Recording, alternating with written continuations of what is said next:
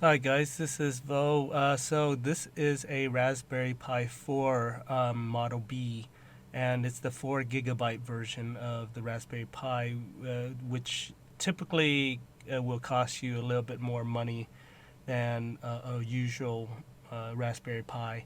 It does tend to run a little hot on the chip right here, and but that's because it's doing a lot. The more power you have, the hotter it'll get. So it does have two mini HDMI out, which means you can have two monitors. Although for this my usage, I'm just gonna use one.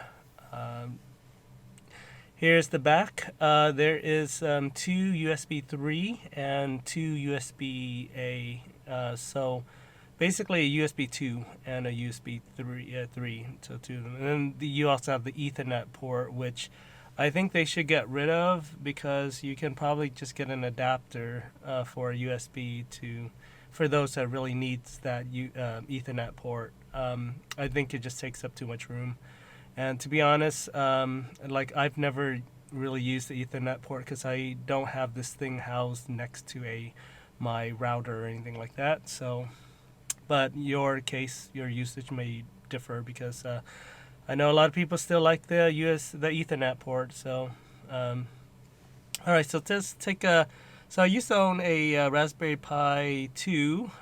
Here it is. I've taken the cover off, but all right, so here's the USB, a Raspberry Pi 2, as you can see there, Model B. And then, as you can see, I also used to own a Raspberry Pi 1, which was stolen from me, so that was not cool. But yeah, so between the two, I would have to say I love the Raspberry Pi 4 a lot, just because it's actually wasn't supposed to be released until next year, but then it got released early. So you got a full HDMI out on the 2, plus the old powered micro USB power. So as you see from the back, they switched the port. So you have the 4 USB on the right side, but there's still the USB 2. And then you got the Ethernet on the left side instead of the right side. Here, let's compare it to the other one. So yeah, it's basically mirrored, and I think the reason why they did this is because of logistic reasons, maybe where the chip might be, the placement might be. I don't know. I honestly don't know why they decided to do it. But like I said, the Raspberry Pi 4 wasn't actually supposed to come out until this year, and but it came out early, and so as a result of coming out early, not a lot of software was made ready for it. I think the only thing that ran on it a few months ago was like the Raspbian, the full desktop version. Anyway, so yeah, I'm gonna retire this Raspberry Pi 2. It still has the old chip in there and everything, but you may use these for like like a XMBC or a Kodi. You can run, like a movie server maybe. But what I'm interested in is to run retro games. And at the when I first bought this in last year, I couldn't get Raspberry Retropie to run on the Raspberry Pi 4. They have since then fixed it since January 2020. Although you can actually get a lot of beta build, and like a lot of these early releases, it's still early days, and they're still working out many of the kinks. So you may not everything may run on the game system. I did download two. A retro system, LAKKA, which does run on the Raspberry Pi 4, and Retropie, which is a beta build. But Retropie ran completely fine on the two Raspberry Pi 2, but did not run on the Raspberry Pi 4. Sorry. So, but yeah, but with the recent updates and everything, you can get an early build that will run on the Raspberry Pi 4. So, what I did is actually I downloaded a custom set. It's 128 gigabytes of data from a guy who called himself Damaso, and he did a great job building his kind of like a Retropie theme, Retropie emulation station, and it looks fantastic. So let's in the next video, I'm gonna show you what it looks like on it.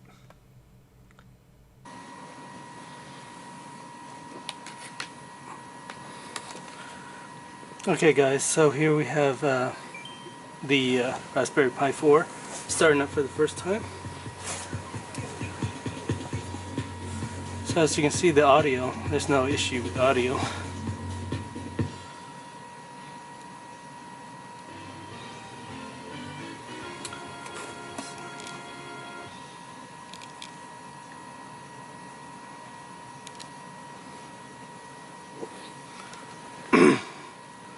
Now, even though there's no audio, there's some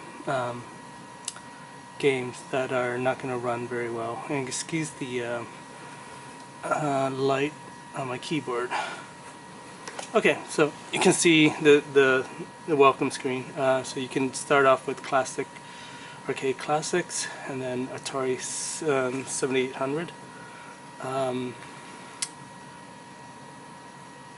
Atomics Wave, Dreamcast, Family Computer, Disk System, Family Computer Disk System, Sega Game Gear, the Game Boy Advance, Game Boy Color, Genesis Hacks, Master System, Genesis, Nintendo 64, Naomi, Neo Geo, Nintendo, Nintendo System Hacks, CD-ROM, PC Engine, PC FX, and I guess the power options, PSP, PlayStation, some options, Genesis 32, Sega CD, Super Famicom, Nintendo, and then so Nintendo, and then Nintendo Hack, Super Nintendo, or SNES, Super Graphics, TurboGrafx 16, Virtual Boy,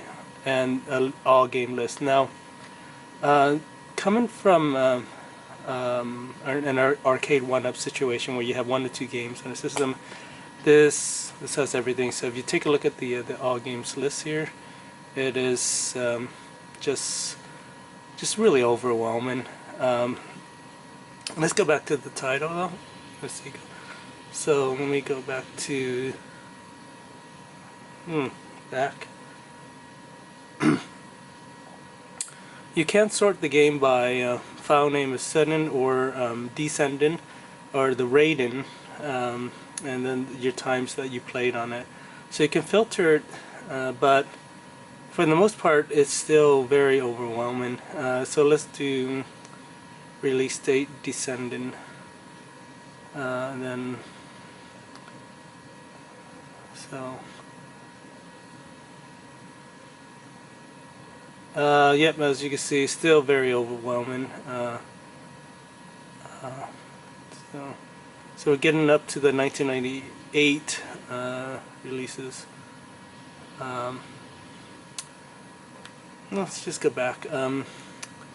So as you see from the menu, it looks really good. This is, I think it's almost like a 1080p, or at least a very high resolution, something that you're not used to seeing on a retro, 8-bit system or whatever.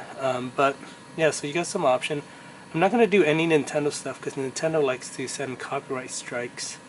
But I can tell you, Nintendo 64, the games do not run as well, and it's probably just the way it is on most retro games. But anything from the 16-bit era, and maybe even 32-bit, you can run it pretty well. So we're gonna test out. Let's do some classic here. So yeah, 1942. It's in alphabetical order, so like yeah, it is just tough unless you know exactly what you're looking for. it's just a lot of scrolling. Like I said, you can filter it. Let's do Gyrus. This is one of my favorites. So I can tell you, I used to beat this game with 1/4, and I used to be really good at Gyrus, which is in itself some kind of sequel to LAKKA, so in a weird way. So yeah, the guy that built this dump, I think it's Damaso. He did a great job. I mean, you can tell by just how amazing the detail and stuff that he puts into the thing. So as you can tell, this is a vertical game, and well, okay, this is not going very well. Sorry. So yeah, this is a vertical game, and like I said, I think it's some sort of sequel to LAKKA, and yeah, I used to beat this game in with just 1/4. I used to love playing this game in the at my local 7-Eleven. Okay, I am not doing very well. Alright, so yeah, so that's just to give you how fast this is, and I believe this is when it says arcade, they're basically referring to MAME, is the arcade version. Yeah, so back in the 90s, I could spend hours playing this. All right, we're not gonna do so. Yeah, let's just move on to a different system here. So yeah, that's what else? Yeah, you got a lot of options, and as you can see, as I scroll down, you can see the cover artwork and a little video of the gameplay. And like I said, Damaso, who puts this menu together, wow, I'm really impressed with just the setup. I guess if you're familiar with something like what is that? The Chinese knockoff where you can buy it online. It's very similar to it, I guess, the way it's set up. Even though I think this looks so much better, and because he took into account too that we're going to use all 4 GB of RAM on the Raspberry Pi 4. It's just taking advantage of everything. So you get high res artwork, and then you got like how fast it handles everything. Okay, so I'm not seeing anything really great. I'm gonna yeah, unfortunately, like I said, it's just a lot of, I mean, you just got so much option. I think that's part of the problem. Well, Marvel versus Street Fighter, that's always a good one. So let's load up and see how good it runs. So this is MAME once again.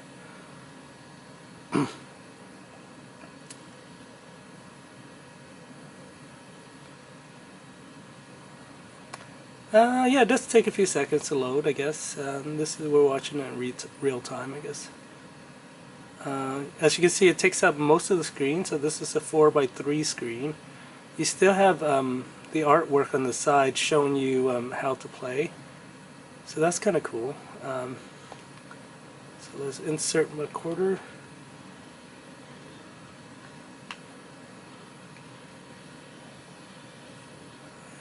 Yeah, let's do Wolverine.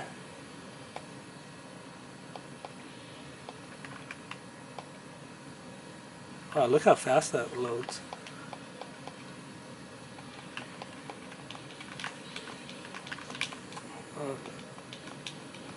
Okay. How do I... Yeah. Well,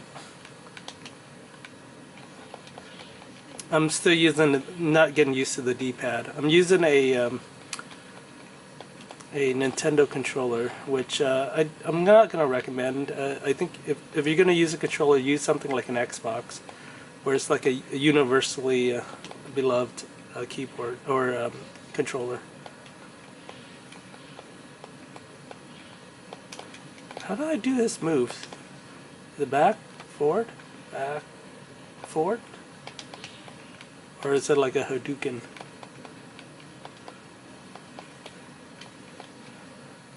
Okay, we got something. Alright, so there you go. Alright, so let's go back. Let's do something. You want to see some family computer?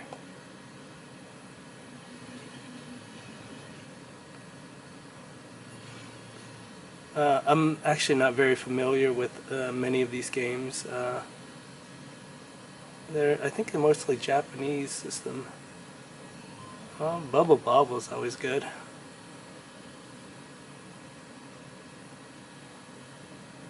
Oh, it's Nintendo. That's the Nintendo Family System. I get it. Okay.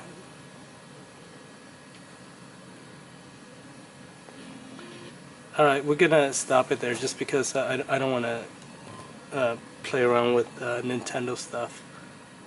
Just because I know that they have a tendency to put a copyright claim. But yeah, so there you go. You can try it out yourself if you have a Raspberry Pi 4 with 4 GB RAM. You should download. I'll put the link to the download to this great build in the description.